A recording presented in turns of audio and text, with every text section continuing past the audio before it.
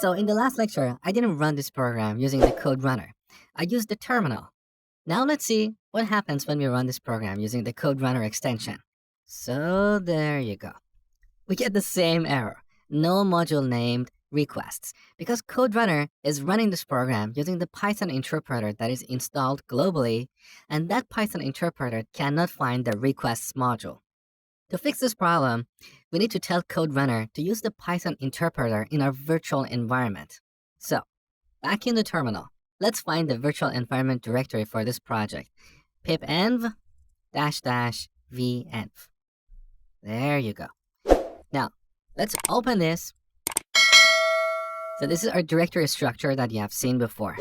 Here in this virtual environment, inside of the bin folder, we've got Python 3. If you're on Windows, you have Python. So we need to get the path to this Python interpreter and give it to the code runner extension.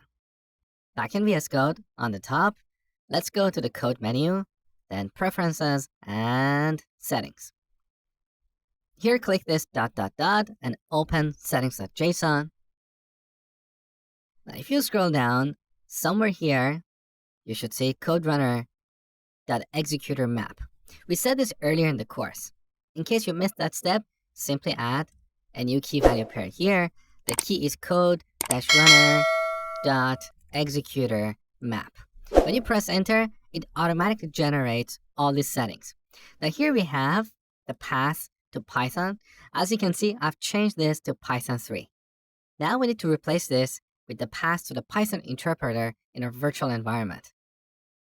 So this is the path to our virtual environment. Let's copy this, then back to user settings,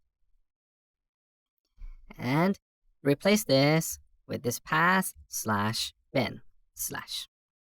So we're referencing the Python interpreter in our virtual environment. Now save the changes. Back to app.py. Let's run this program using the code runner extension. There you go.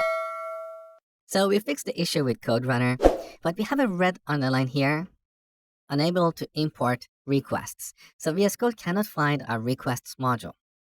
To fix this problem, we need to tell VSCode which Python interpreter to use. Now, if you look at the status bar here, you can see Python 3.7. Click this.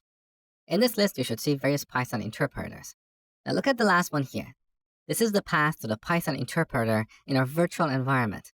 If you don't see this on your machine, you need to go back to the user settings page and add a new setting that is python.python path.